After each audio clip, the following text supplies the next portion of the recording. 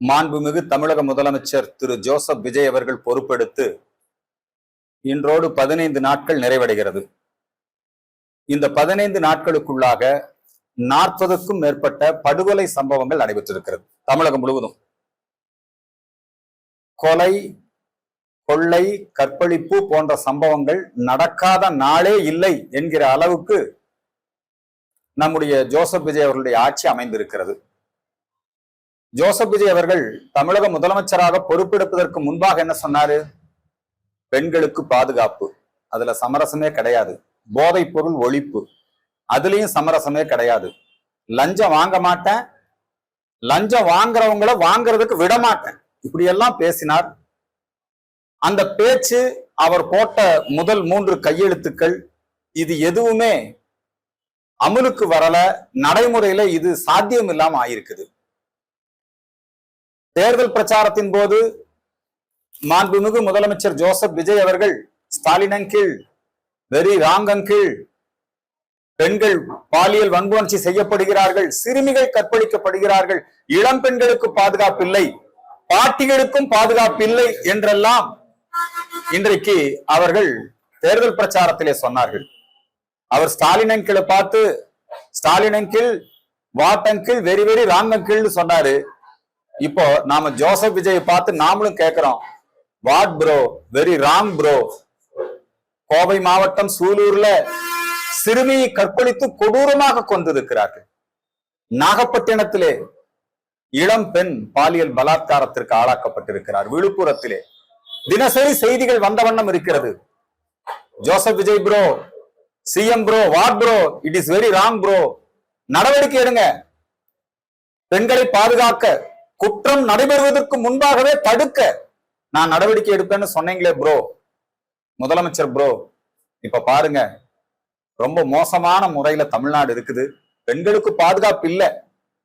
திராவிட model 2.0 நம்முடைய மு.க. ஸ்டாலின் அவர்கள் அந்த காலத்துல அவருடைய ஆட்சி எப்படி இருந்ததோ, தீய சக்தி திமுக ஆட்சி, நாங்க தூய சக்தி தாவேக ஆட்சின்னு எல்லாம் நீங்க பிரச்சாரம் பண்ணீங்களே, அந்த தீய சக்தி திமுக ஆட்சியில என்னெல்லாம் நடந்ததோ அத்தனை மக்கள் விரோத செயல்களும் தொடர்ந்து நடைபெற்றுக் கொண்டிருக்கிறது. பாட்டிலுக்கு 10 ரூபான்னு பாட்டு பாடினீங்க, உங்களால அந்த பாட்டிலுக்கு 10 ரூபாய் விஷயத்தை கட்டுப்படுத்த முடியல. போதைப் பொருளை ஒழிப்பேன், முதல் கையெழுத்து போட்டீங்க, போதைப் பொருள் ஒழிப்போம். இன்னைக்கு பூரா கற்பழிக்கிறவன், கொலை செய்யறவன் எல்லாம் போதையில தான் பண்றான். மதுக்கடைகளின் எண்ணிக்கையை குறைப்போம். நீங்க மதுக்கடைகளினுடைய எண்ணிக்கையை குறைப்பதால் எந்த பயனும் இல்லை ப்ரோ.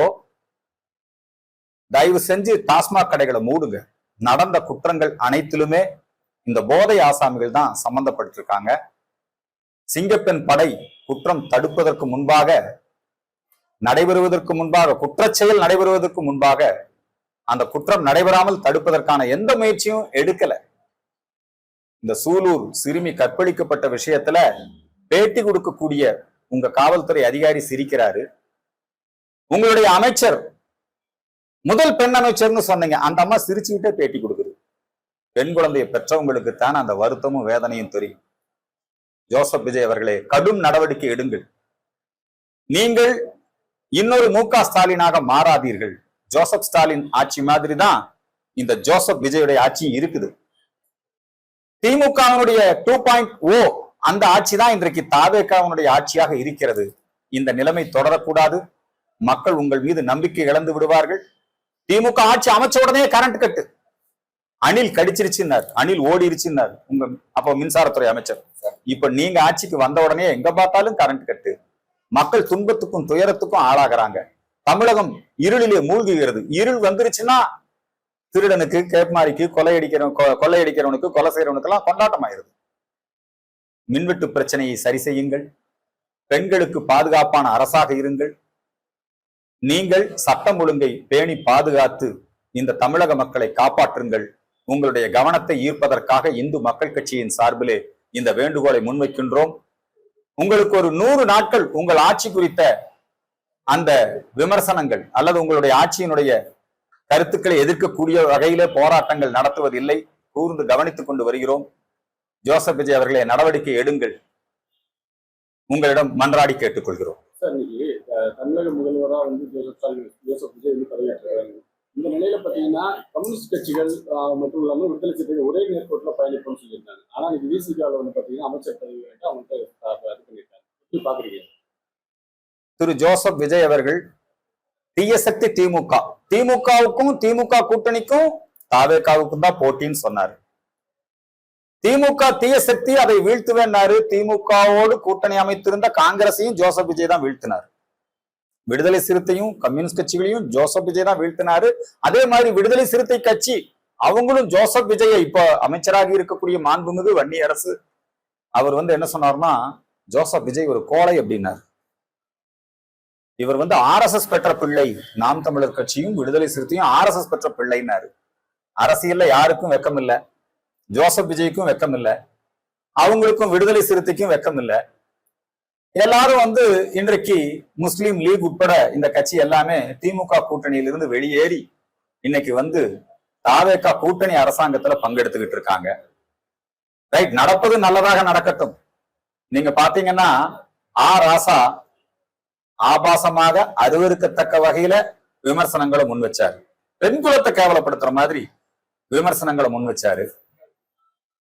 ஜோசப் விஜய் அவர்களுடைய நடவடிக்கை, அவருடைய மந்திரி சபையினுடைய நடவடிக்கை எல்லாம் அந்த திமுக வந்து மு.க. ஸ்டாலின் என்ன சொல்றாருன்னா, நமது ஆட்சியினுடைய திட்டங்களே தொடருது, நமது ஆட்சியினுடைய கொள்கைகளே தொடருதுன்னு மு.க. ஸ்டாலின், ஜோசப் ஸ்டாலின் மகிழ்ச்சி அடைகிறார். புரியுதுங்களா? ஆனா ஜோசப் விஜய் என்னங்கிறாரு, நாங்க தீய சக்தியை வீழ்த்திட்டோங்கிறாரு. அந்த தீய சக்திகளோட தான் கூட்டணி வச்சுக்கிட்டு நீங்க தூய சக்தி, நீங்க இப்ப ஆட்சியை கொடுத்துக்கிட்டு இருக்கிறீங்க, மக்கள் இதெல்லாம் பார்த்துக்கிட்டு இருக்கிறாங்க. இதுக்கெல்லாம் பதில் சொல்ல வேண்டியவர்கள் விடுதலை சிறுத்தைகளும் முஸ்லீம் லீகும் கம்யூனிஸ்ட் கட்சிகளும் தான். கம்யூனிஸ்ட் கட்சியாவது வெளியிருந்து ஆதரிக்கிறாங்க. இப்போ வந்து ஜோசப் விஜய் அவர்களுடைய ஆட்சி குறித்து அவங்க ஒரு பக்கம் விமர்சனம், இன்னொரு பக்கம் நாங்க கூட்டணியில நீடிக்கிறோம் திமுகவோடங்கிறாங்க. ஆனா அதே நேரத்துல இப்ப எதிர்கட்சி வரிசையில இருந்து நாங்க வெளியேறி நாங்க இப்ப ஆளுங்கட்சியா ஆயிட்டோம்னு சொல்லி சொல்றாங்க. ஒரு கேலி கூத்து நடைபெற்றுக் கொண்டிருக்கிறது, மக்கள் பார்த்து கொண்டிருக்கிறார்கள். இது ஜனநாயக நாடு, நிச்சயமாக மக்கள் இதற்கு தக்க பதிலடி கொடுப்பார்கள். பெட்ரோல் டீசல் விலை நாளுக்கு நாள் உயர்ந்து கொண்டிருக்கிறது. வாகன ஓட்டுகள் பெரிய ஒரு அவனுக்குள்ள சூழ்நிலை, இதுக்கு வந்து என்ன தீர்வு வாங்க?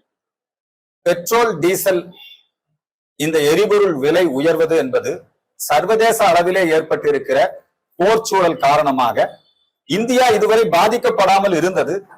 ஆனாலும் பெட்ரோல் டீசல் விலை நாம் வெளிநாடுகளிலே இருந்து இறக்குமதி செய்கிறோம். எனவே நாம் இன்றைக்கு கடுமையாக பாதிக்கப்பட வேண்டிய சூழல் ஏற்பட்டு பெட்ரோல் டீசல் விலை உயர்த்தப்பட்டிருக்கிறது மத்திய அரசாங்கத்தால். ஏற்கனவே நரேந்திர மோடி என்ன பண்ணாருன்னா, உற்பத்தி வரியிலே இருந்து பெட்ரோல் டீசலுக்கு விலக்கு கொடுத்தார்.